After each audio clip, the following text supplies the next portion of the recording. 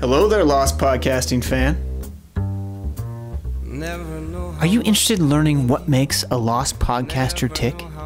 Are you interested in finding out the ins and outs of Lost podcasting? Are you intrigued by the gossip, the dirt, the behind the scenes of the Lost podcasting community? Well, query no further. Join us at the Jay and Jack 30-hour podcast, a benefit for Autism Speaks. On March 21st, join Heath Solo, Axel Foley, John Laconis, Doc Arts himself, Katie Gallen from What Katie Said, Matt Murdock from Keys to Lost, and Donald from Donald is Lost. Hell, I'll be there too. We're all sitting around talking about Lost podcasting. Will you join us? March 21st, 4:30 a.m. Central Time, 5:30 a.m. Eastern Time, and Western. Join us. Come check out what it's like to be a Lost podcaster.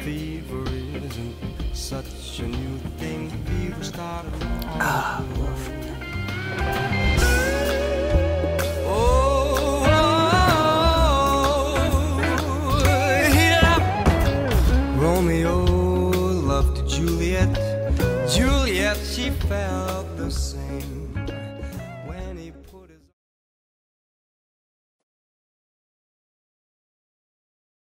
Who's gonna listen to me? I'm listening. Are you feeling doing the intro? Nope. Okay.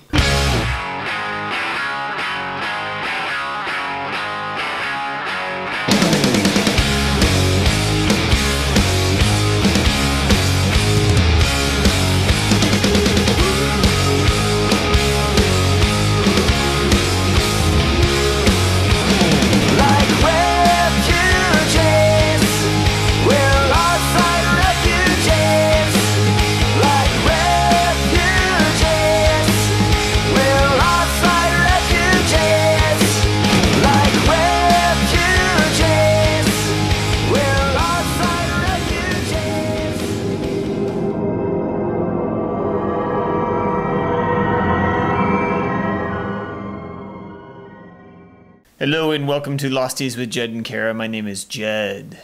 I'm Cara. And tonight we are going to do a little initial reaction for... Mr. Dr. Linus. Yeah, well played. Episode 7 of Season 6, Dr. Linus. Ben-centric. I thought it was pretty darn good. It was pretty good. It was pretty darn good. It's going to be a little different for... I think most of the people who like Lost, because we're getting those episodes that are not a ton of mythology information. There was a few things here and there, but it was really all about Ben Linus. Which you should like. And I ate it up. Let's get into it. You didn't trick us with the title this time. Not at all. Okay, so he starts off talking about Elba? Yes. Elba? The island of Elba. Where Napoleon was exiled. Interesting, but the point is he lost his power. And it was on this island that everything changed. That everything finally became clear. Elba is where Napoleon faced his greatest test. Because exile wasn't the worst of his fate. What was truly devastating to him was the loss of his power. Just as Ben lost his power. Correct. Okay, they weren't that subtle this episode with what they were trying to get across. But that's okay. I like that. I the understand it. It's right in your face. You're okay with that. That's Yes. cool. A little note. Mario Van Peebles directed this episode. Mario Van Peebles, he was an actor, I think, on L.A. Law for a while. Oh, and he's never directed a single episode of Lost ever. They're bringing in new people I in know. the last season? Last season. He did a pretty good job. It looked like Lost as normal. Principal Reynolds was William Atherton. I didn't know who that was. No, I called it out. He was in Ghostbusters. He was in Die Hard. We watched Die Hard together, right? He was the reporter that got punched. Do you remember him in Ghostbusters? No. They caused an explosion. Is this true? Yes, it's true. This man has no dick. It's been a long time since I've seen Ghostbusters. Have you seen Ghostbusters? Yeah. In the 80s. Locke is back as a substitute teacher. He is. What about... Wasn't there a mirror reflection moment sometime in the parallel universe? When he was microwaving his sushi. Was it? It was sushi. Was it sushi? Which doesn't make much sense. It looked like it. Oh. I don't know. But the black and white was there. No. I guess it was the TV dinners. Yeah, that's... There's something... He had sushi he took out of the fridge for lunch. One Never day. mind. He's microwaving his TV dinners. But the black and white was there in the microwave. And Ben looked at himself. The point was, last time Saeed didn't look at himself. Ben did look at himself. That's why I knew inside Ben would change for the better in his parallel timeline. But at first he wasn't looking at himself. But then he did look at himself. Yes, he's a good guy. I told you. Miles grabbed the ashes of Jacob and read what happened and said, hey, Linus stabbed him. Linus killed him. What? Way to go, Miles, to just He throw lays it out there. Yeah. With his uh-oh. Yeah. Uh-oh. Uh-oh. I love it. His little delivery of, uh-oh, guess who's in trouble with Alana? That and... Well, he was standing over Jacob's dead body with a bloody dagger, so... Yeah, I'm pretty sure. That's right, repeating the line that he said to him Ben about... threw it right back at him. He was standing over their dead bodies holding a bloody dagger, so yeah, I'm pretty sure. Uh-oh. Way to go, Miles. Yep. Smacking him Miles back. has all the lines. Roger. That's my first note. Miles has funny lines. That's a great note. Miles was very funny this episode.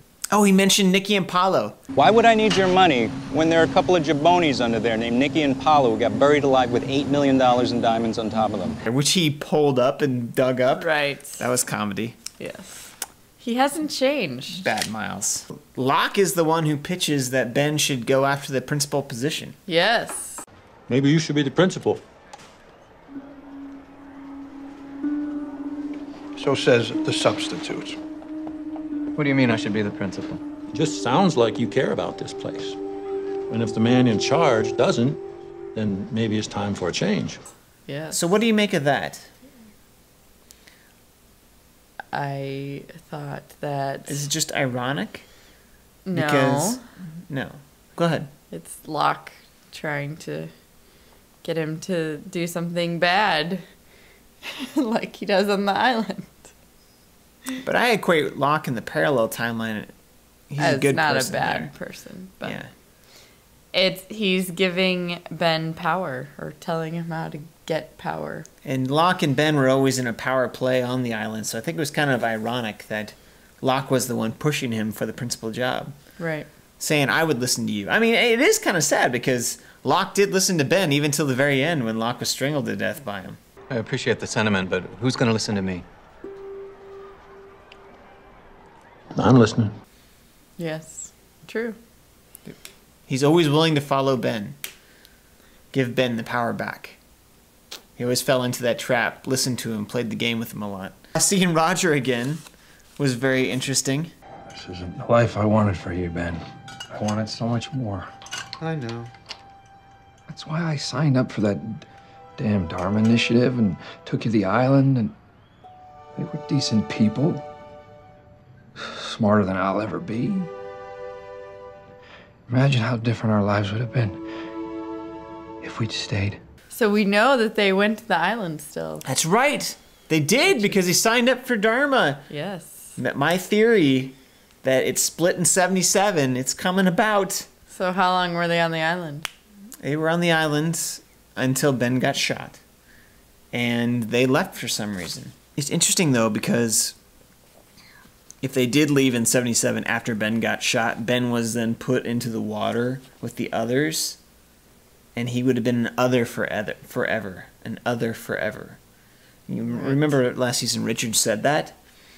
So that's tough to say that Dr. Linus in this parallel timeline could be the same guy that was dipped into the water and would be he'd lose his innocence and be an other forever.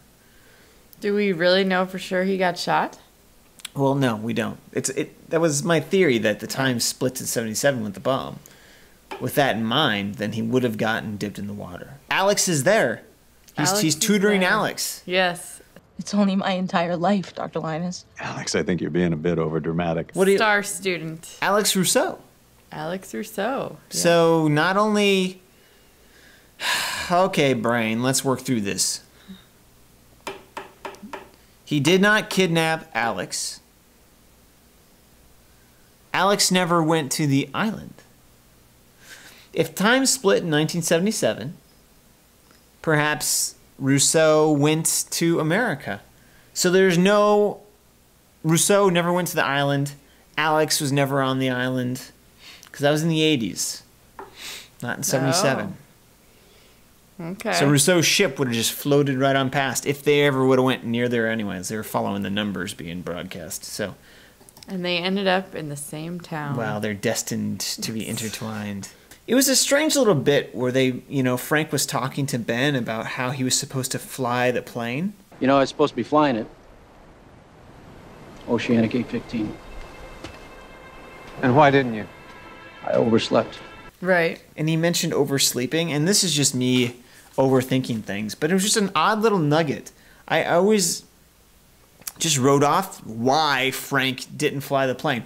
Okay, this could be the producers answering a question that I guess we didn't think was that important, but it is an answer. I mean, we didn't really know up until now why Frank didn't fly the plane. I just didn't care. No, I didn't care either. But the second that he said I overslept, I started thinking, did someone knock him out? Did someone make him oversleep and miss the plane? But that's just a waste of time. Don't go there. We don't need to go there. I think that him oversleeping was just a simple answer slipped in so that there's one thing that we can forget about. Come on. Can you believe it? Hurley dreams of cheese curds. Cheese curds. I guess. I like that scene where they woke up in the jungle. Yeah. It wasn't needed. It was nice and calming. It made it more real. Finally, Jack and Hurley have to sleep out in this stuff. True. We never address that. The days just come after night, and we don't address what really happens. And it was like the bit. Remember last season where Jen stopped and drank some water off a plant? I just like those little moments that they throw in there. It makes it all the more real. And I'm glad that the pace is slowed down enough we can have bits like that. So what did you make of Richard this episode? Richard, well, he still seems scared and... He's a little depressed. Yes, depressed. Even if I wanted to, and trust me, I do. I can't kill myself. Which is why I want you to do it for me. What are you talking about? Different than how we saw him before Jacob died. So he's kind of where Jack was, really. He's like, well, sort of. I mean, his attitude was, why have I gone through all this if Jacob's just going to die? Why? What was I waiting for? And that's kind of been Jack's attitude. But Jack's trip to the lighthouse somehow informed him in a way to think, I'm so very important. I've got nothing to worry about. I can light this freaking dynamite and nothing's going to happen to me because I was brought to this island. But Richard says, Jacob gave me a gift. Jacob touched me. And when Jacob touches you, well, it's considered a gift. That's got to be eternal life. Right. Right. You will not age. He touched them, and they didn't age. So is that so? Does that mean everyone else that got touched? Do you think then that's how it is with everyone else? They're not aging now too? Well, I don't know that that's true because didn't Sawyer meet Jacob when he was young? Good job. You just debunked that quick. It just seemed weird that they because it seemed to say the same thing, but I guess Jacob's touch can... But that's what I first thought also. Jacob's touch means different things to different people. My heart kind of broke a few times this episode. Once was when Miles was talking to Ben and said... Right up until the second the knife went through his heart. He was hoping he was wrong about you. And that, man, I really liked this. I think I really liked a lot of this episode. Because of stuff like that. Because of, you know, it's just, it's a total examination of who Ben is and why he did the things he did. He did it to keep the power. Right. But use the island as the reason, use Jacob as the reason. What do you think of Jack lighting the fuse, the Jack fuse dynamite scene? Jack. No, Richard, no, I shouldn't. And you're gonna die. Jack's so tough, he just knows he won't die. I don't know. I'm kind of... Matthew Fox's performance there I didn't care for that much. Oh, really? When he has that crazy look, acting thing he does, it's kind of the same thing all the time. Locke visits Ben. Some craziness here. First off, for our mythology understanding, somehow Locke can just go and disconnect impromptu Alana lockdown. Right, right. How am I going to get away from...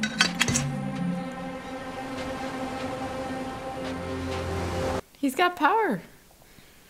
That seemed a little crazy. He just kind of went, boo-boo. It was like Bewitched. He, you know, did the nose thing and all of a sudden the locks were undone. He sent the little Smokey down and just undid it. That would have been more interesting if some smoke would have come out of his hand and would have done it. Instead it was just cha-ching! Well, there's subtle Smokey and there's out there obvious. That seemed a little more out there obvious. They used the parallel timeline to basically take Alex and hold her in the balance for Ben getting some power. Right. The principal sequence was all about Ben could be the principal, but he's got to give up Alex's future. Yes. Happiness. And that was the same choice that he had on the island. Did you like this? I thought it was good. I liked it. You thought it was too obvious. Well, it was slightly obvious, but I am just so happy that they addressed that again. Last year, Dead is Dead, I felt like they forced the Alex thing onto us, and I'm just glad that they addressed that again, and he actually said the words. The whole sequence where he's talking to Alana after she chases him, and he wants to explain himself. That was, wow. Holy crap, fantastic. I want to explain. Explain what? I want to explain that I know what you're feeling. No idea what I'm feeling. I watched my daughter Alex die in front of me. And it was my fault. I had a chance to save her.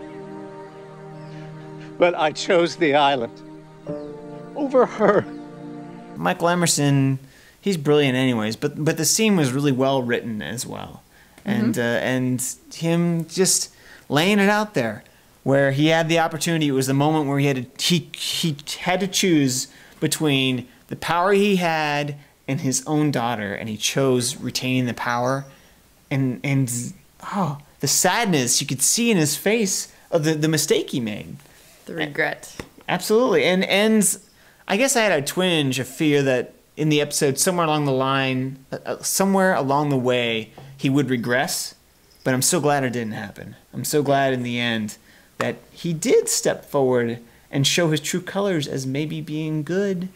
It was another moment where Jed went, oh, because I guess I will go to Locke. Because he's the only one that'll have me.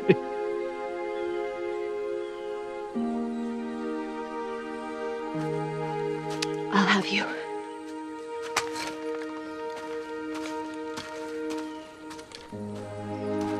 And Alana said, I'll have you. That's right, because she could empathize with him now. Yes. She could understand. She is in the same position. Jacob came to her as well as he came to Ben, and she understands what it is to give everything for this individual who gives you nothing back. That was great. It was really good. In the end, we get this big sequence where Jack and Hurley and Richard come onto the beach.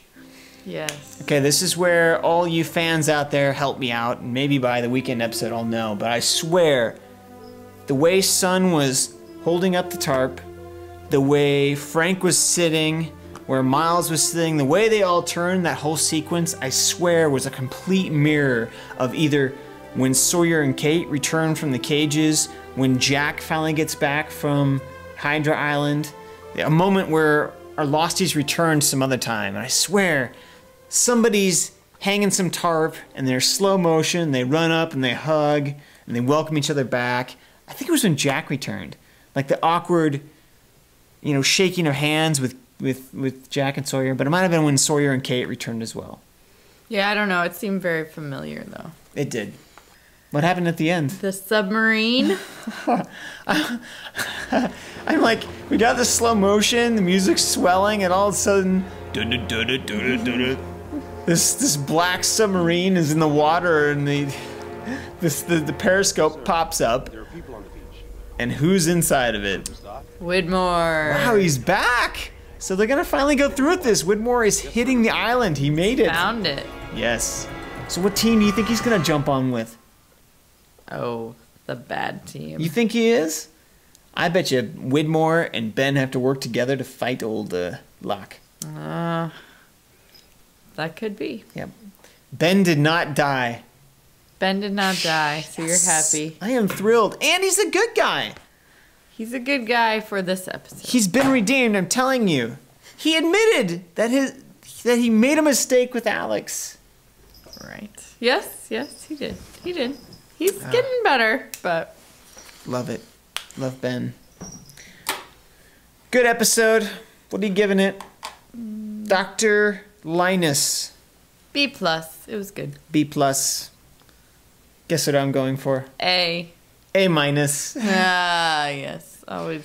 Yes. A-. The Jack stuff, with the dynamite, I thought was yeah. But there was that sequence of Ben talking to Alana. That was just great. It was really good. Yeah, no doubt about it. Yep. Like I said, I think this is the type of episode, though, that a lot of fans are going to be going, where's all our good stuff? We got to move on, Where's the answers? Yeah, they just sat around. I like it. It's moving at a perfect pace. I could watch the parallel timeline stuff. Oh, I think it's great. Yeah, it is good. Really good stuff. Good job, Lost producers. We like your show. All right, cats, kittens. They're being okay. We'll see you this weekend. Yes. Do I need to point or something? What?